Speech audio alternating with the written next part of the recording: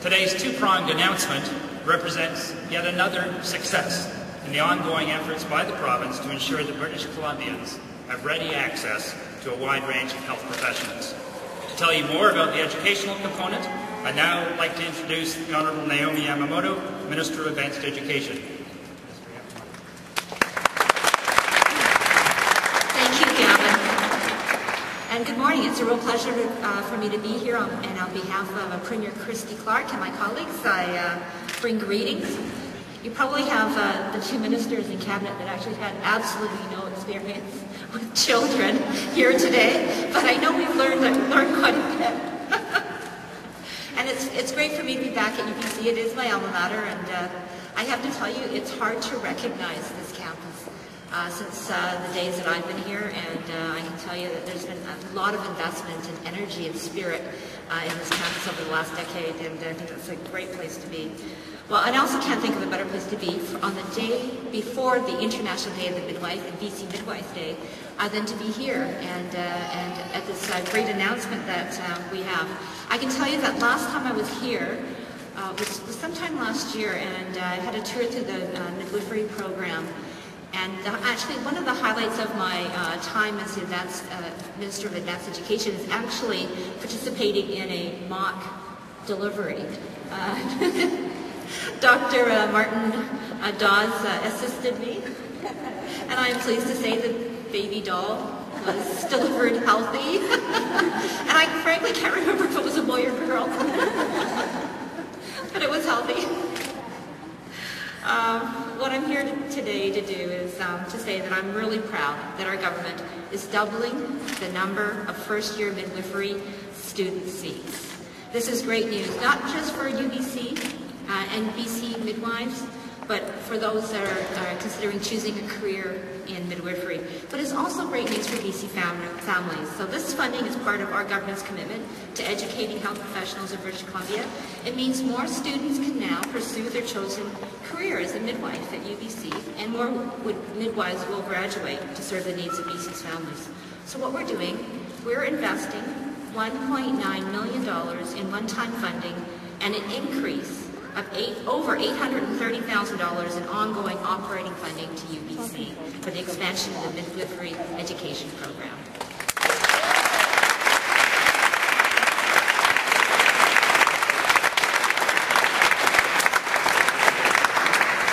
I heard some interesting stats. One of them is that 12% of births in British Columbia this year, or in the last year, were delivered by midwives. And I also heard that the number of, the percentage increase of births delivered by midwives, or babies delivered by midwives, since 2008 has increased by 34%. So that's huge. So thank you to the midwives that are here and to the moms with their kids. The camera should be actually on this side of the podium, looking at these gorgeous kids here with these cute little t-shirts on. But thank you to the midwives for being that solution for women all over the province. Helping deliver healthy babies and taking care of both the babies and the mothers, not just during the delivery, but before and after. And I've heard from Channing, who has had a great experience with midwife. And I have to say that all of this comes about with relationships. And Kelly Hayes is here, and Kelly and I have known each other for a while, but she's the first midwife I've ever met. And she was very insistent upon me coming to UBC and going through a tour of this program. So thank you, Kelly, for introducing me to your world, and thank you for all the great work that you do with your association. So once again, on behalf of the government, we're very, very pleased to make this great announcement today, the day before the International Day of the Midwives. Thank you.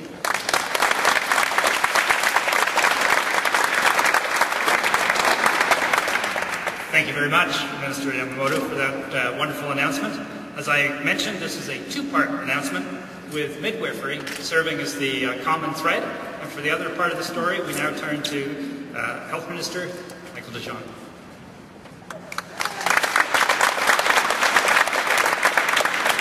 Thanks, Dean Gavin, representatives from the faculty, the department, Midwives Association, ladies and gentlemen, one and all, thank you for being here. Who loves your midwife?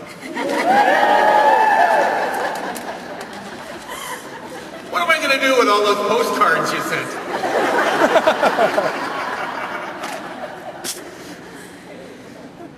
It's a great delight for Minister Yamamoto and I to be here today. And you have heard about the collaborative work and how that has paid off. And it is a tribute to a whole range of people who have relentlessly impressed upon government and upon officials within government, upon Minister Yamamoto and I, the incredibly valuable work that is the midwifery profession. And again, that is reflected in the government's commitment to expand dramatically the training opportunities that exist. But we train people to put them to work. We train people to ensure that patients in British Columbia, mums have options. In British Columbia, over 6,300 mums have, in the past year, demonstrated a preference and made a choice and availed themselves of the services of a midwife. Soon more will be able to have that option. We negotiate and we come to agreements on behalf of you folks, the taxpayers in British Columbia, with the professionals that provide health services. Midwives are one of those groups. And this year when we sat down, and it is a tribute to the association, Madam President, Gunga, that they came to us with a specific agenda on how to improve the service, on how to make it available to more people in more places in British Columbia. And they came with a very compelling argument, because a third of those births I referred to take place at home. Hi. And maybe you're going to be one of them.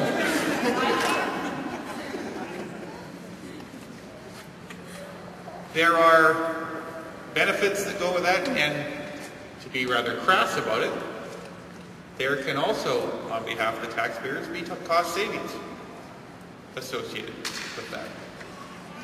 And by aligning our agreement with midwives, we can make that option more readily available to families, to mothers who choose to exercise that option voluntarily, freely, if that is their preference.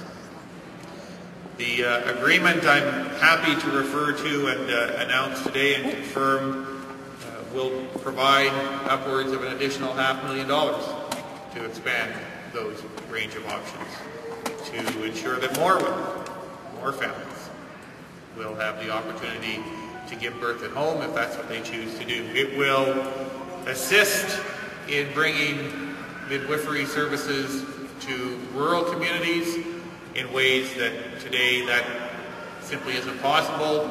And we hope also provide those midwives who provide services today with the kind of assistance, support that they require to continue providing that service. This is a tremendous story.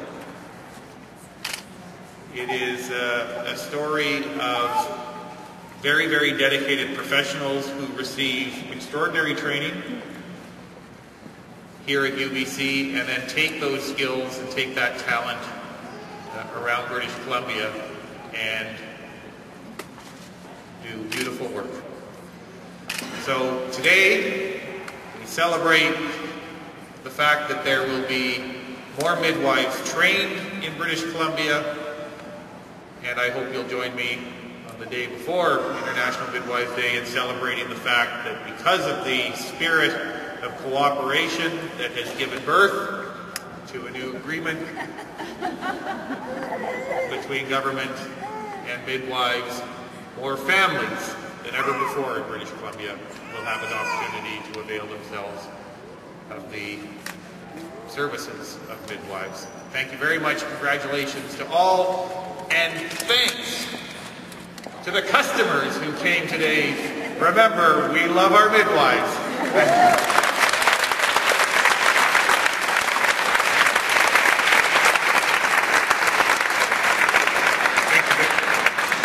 Thank you very much, Ms. Jean. Truly welcome news for BC families.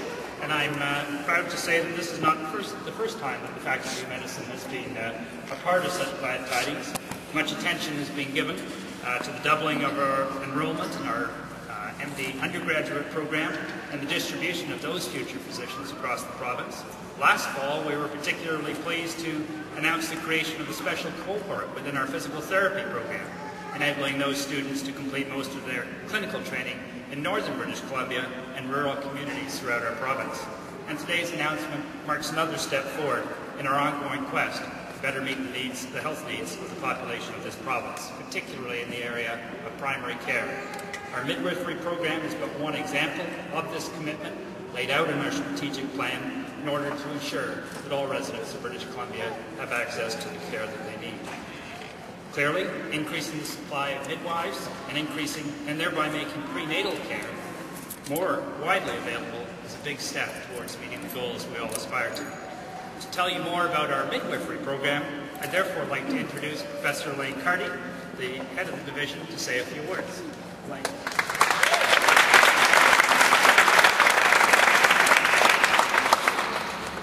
Thank you, Dr. Stewart, and thank you, Minister Yamamoto, and thank you, Minister Young, for providing funding for the profession and for the expansion of the UBC midwifery program.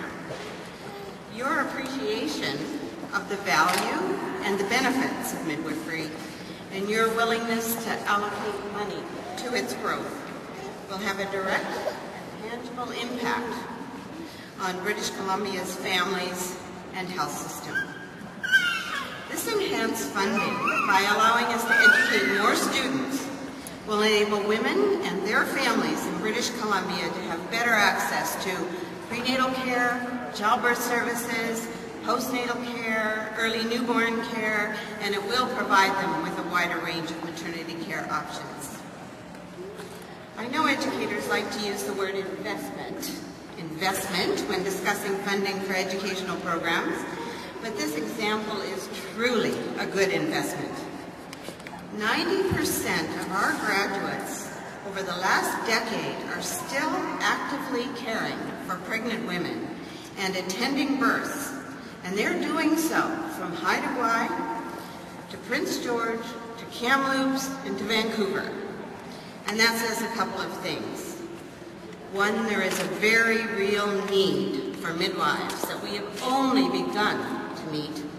And two, our program is producing successful, committed health professionals.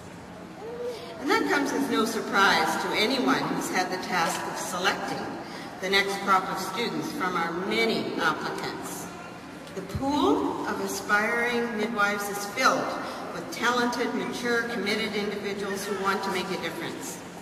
And having just completed another challenging selection process for our next class of students, I would like to be able to say that having twice as many seats will make that task easier in the years ahead. But that's not really so, because the applicant pool is just too good and too deep and getting better and deeper all the time. Yet, thanks to today's announcement, we will be able to harness more of that ambition. So we have two ingredients for a worthy investment: an obvious need and more than enough people wanting to address that need. But UBC Midwifery, although young, has a great deal going for it. Since the program's creation a decade ago, it has been championed and led by a diverse group of committed educators who have instilled a sense of mission in those students who pass through our doors. That infectious enthusiasm was there from the beginning in people like John Gilbert, who was the founding principal of the College of Health Disciplines, and Bob Willard, the then head of the Department of Family Practice, both of whom were tireless advocates on our behalf. And then that commitment continued with Saraswati Vedam, who led the program over the past 5 years. It was Professor Vedam, along with the current head of the Department of Family Practice, Dr. Martin Dawes, who made the case that British Columbia's expectant mothers needed UBC midwifery to grow if they were to get the kind of care they need and they deserve. When UBC was launched a decade ago, UBC midwifery was launched a decade ago, it was the only program west of Ontario. Today there are only 2 west of Ontario, which is evidence that in this country, midwifery as a profession, with its own rigorous standards and its own training requirements, is still very much in its infancy, so to speak. But we are quickly growing up, and one reason for that is the support we get from university leaders like Dean Gavin Stewart. By lending his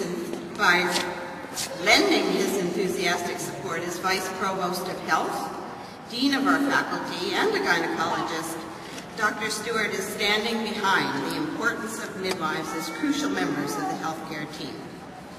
So, to conclude, we have all the ingredients, an obvious need, an abundance of aspiring midwives, committed educators, a wide base of interprofessional and public support.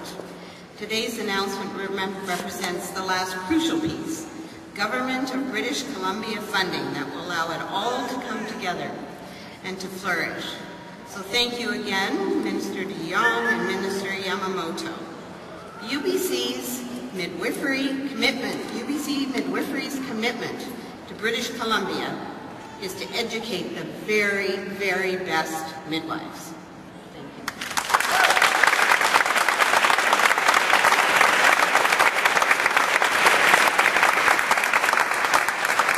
Thank you very much, Professor Carty. Once our students have entered the workforce, we hope that they apply the lessons that we've imparted about the importance of collaboration amongst peers, a critical method for continuous self-improvement. The Midwives Association of British Columbia is one manifestation of such peer collaboration. And as UBC increases the ranks of midwives, it's safe to say it will play an increasingly important role. We're very fortunate today to have the association's executive director, Ganga Jolikar, to talk about the profession's progress and the significance of today's announcement.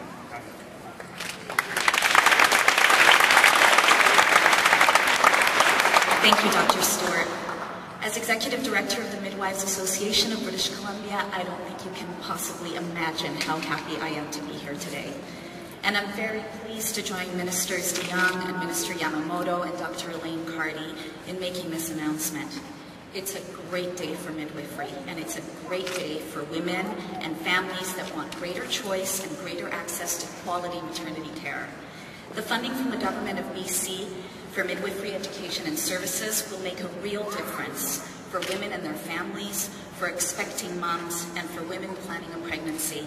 It will provide women and their families with greater choice and greater access to quality maternity care services, particularly in remote and rural communities. I want to take this opportunity to personally thank Minister Yamamoto.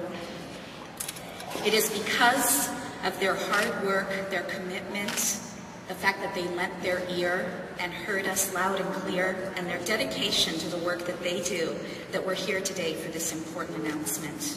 Thank you both very much, if I haven't said it.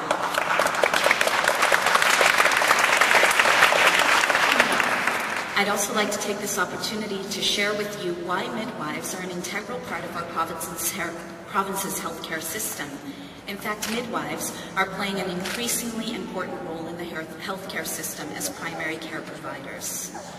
There are still today various misperceptions about midwives and midwifery, but the fact is, registered midwives are highly trained, university-educated, and regulated professionals who are experts in normal, low-risk birth. They provide quality prenatal, birth, and postnatal care that is covered by our province's medical services plan. Registered midwives practice in clinics, hospitals, and homes and provide around-the-clock care to women in this province.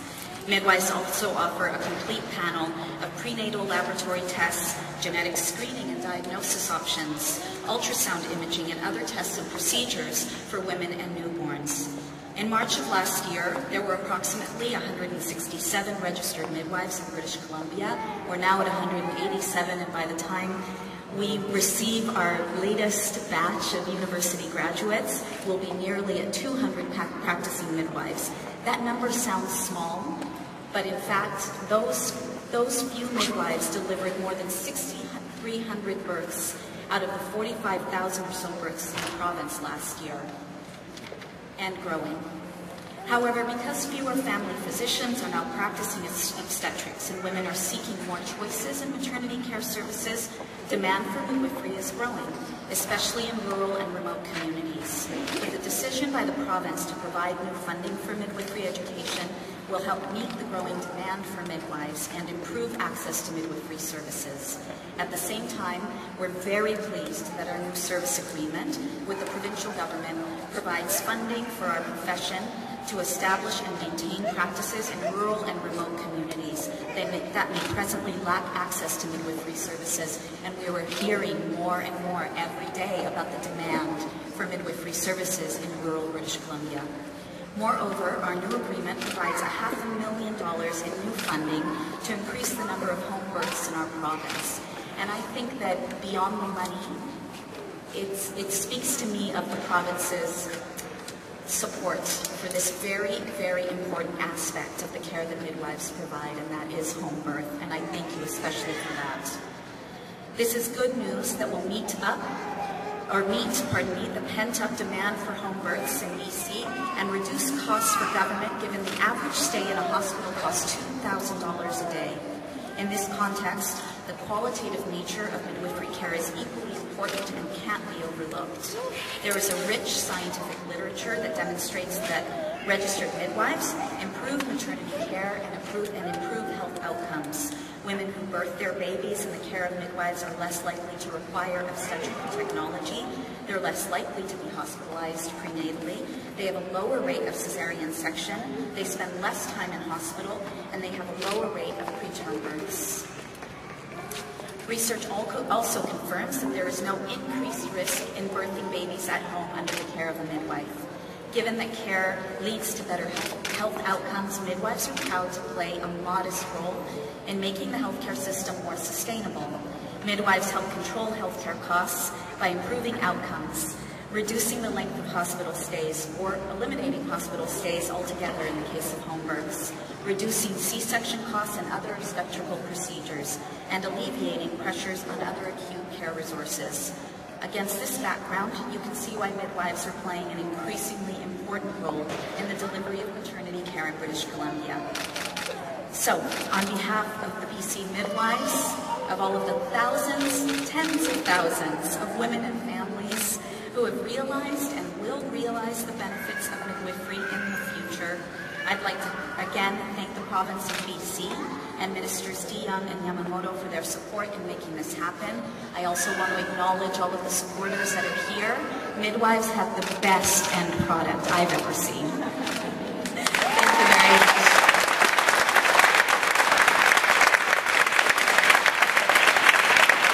Thank you very much,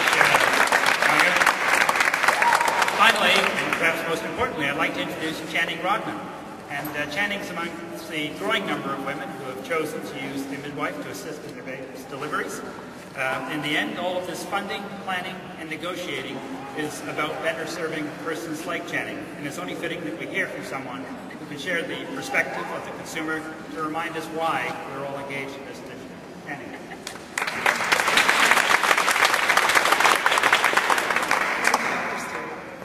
My name is Channing Rodman, and I'm pleased to join with Minister DeYoung, Minister Yamamoto, Dr. Lakerd, and Gavin to be part of today's exciting announcement. I'm also very pleased to bring you my personal experience as a woman and a new mom who was cared for by a midwife during the safe delivery of my baby girl.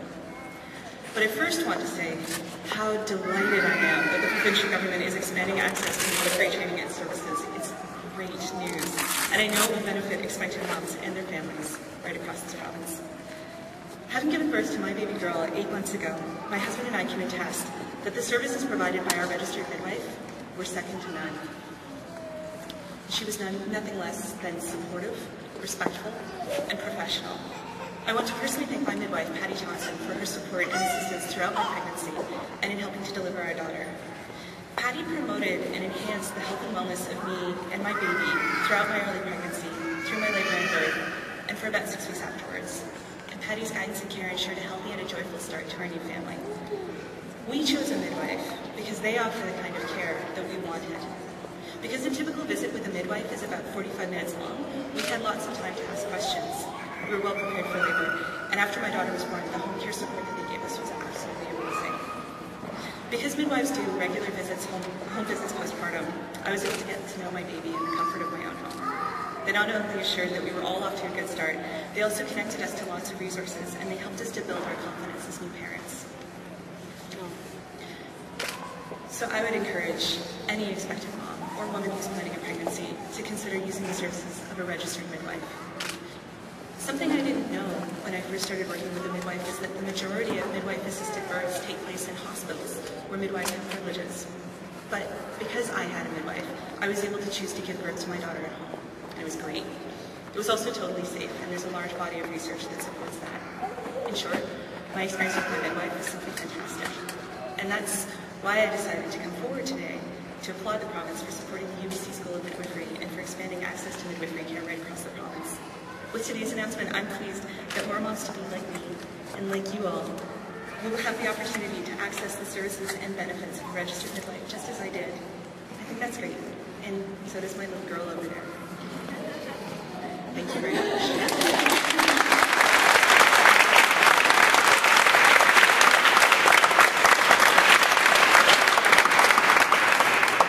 Thank you very much, Channing. I certainly appreciate coming out here today to serve as a reminder and an inspiration as to why we're all supportive of this. So thank you. I'd also like to once again extend my gratitude to the province for its willingness to engage with UBC and to provide the necessary resources and funds to ensure that we fulfill our mandate in providing a steady supply of health professionals for British Columbia and meet the needs of the population we serve. I'd also like to thank all of the other speakers, as well as the students, faculty, the staff in the Midwifery Education Program, representatives of the Midwives Association of British Columbia, former and current midwifery clients, and all of you in the news media. Thank you for trekking to UBC today to share in this news. A couple of logistics. In a moment, the ministers and today's other speakers will be available for interviews. I would also like to extend an offer in about 15 minutes to the media to view a midwifery practice and to observe a typical interaction between a midwife and a client here on campus. About a 10-minute walk from here, and in approximately 15 minutes, I think Sarah and Elaine would be pleased to take those over that are interested in viewing that opportunity. And anyone else that's interested in that, please see either Saris or Elaine shortly after this. I'd also perhaps like to ask the most important group for a photo opportunity to join the two ministers, mums and little people, to come up here and please allow the media an opportunity to take a photograph. So again, thank you very much for joining us.